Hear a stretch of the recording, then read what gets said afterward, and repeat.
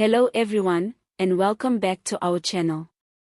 Today we are unpacking one of the most intense and potentially explosive moments yet from the Matlala Commission testimony that is not only raising eyebrows but also shaking public confidence in the very institutions meant to uphold the law.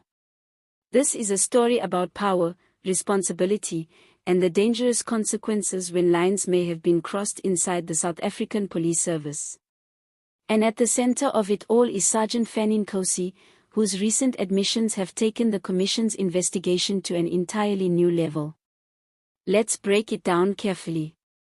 During his appearance before the Commission, Nkosi made a statement that immediately caught the attention of both the panel and the public.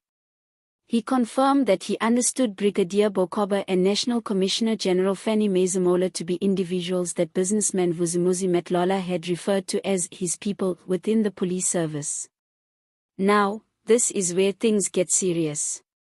Even though Nkosi clarified that this was based on what Matlala allegedly told him, and not something he personally verified, the mere mention of such high-ranking officials in this context is deeply concerning. These are not junior officers. These are individuals at the top of the SAPS structure. And when a figure like Matlala, who is already under scrutiny, claims to have connections at that level, it raises a major red flag. It suggests the possibility that influence, or at least the perception of influence, may have reached into the highest levels of policing. Whether that claim is true or not is exactly what the Commission must now investigate thoroughly. But here's the thing, perception alone can be damaging.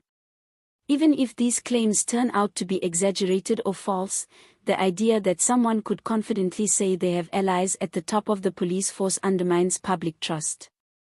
It creates doubt. It makes ordinary citizens question whether justice is truly blind, or whether certain individuals operate above the law. Now, Nkosi didn't stop there. In what many are calling one of the most shocking admissions of the entire hearing, he confirmed that he shared a confidential internal audit report with Matlala and other individuals outside of the police service. Let that sink in. A confidential document. Clearly marked. Meant to remain within official channels. And yet, it was distributed externally. When pressed on why he would do something like that, Nkosi's explanation raised even more questions than answers. He said that he believed the document had already been posted on Facebook, and therefore, in his view, it was already public. But this justification has not sat well with many observers. Because in law enforcement, confidentiality is not optional. The appearance of a document on social media does not magically remove its protected status. In fact, if anything, it should trigger alarm bells.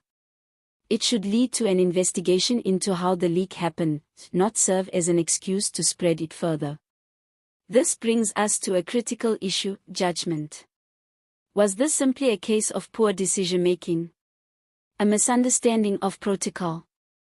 Or does it point to something more troubling, perhaps a culture where rules are bent, ignored, or selectively applied?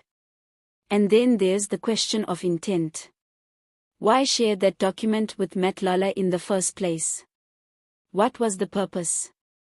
Was it to inform, to assist, or something else entirely? These are the kinds of questions the Commission is now expected to answer.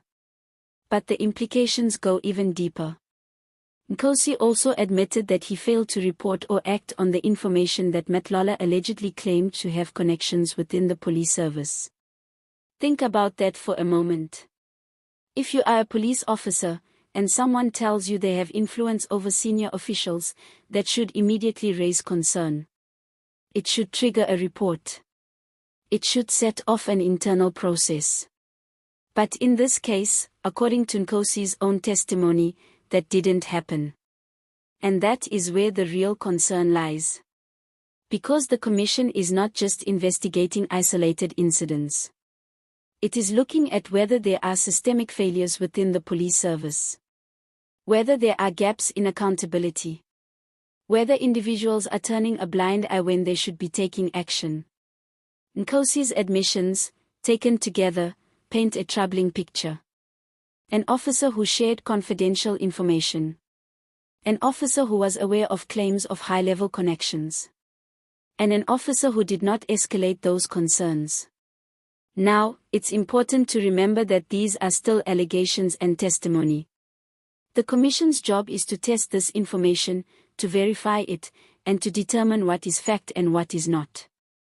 But even at this stage, the damage to public confidence is significant. South Africa, like many countries, relies on its police service to maintain order, enforce the law, and protect citizens. When questions arise about the integrity of that service, it affects everyone. It affects how crimes are reported. It affects how investigations are trusted. And it affects whether people believe justice will be served. This is why the Matlala Commission is so important. It is not just about individual accountability.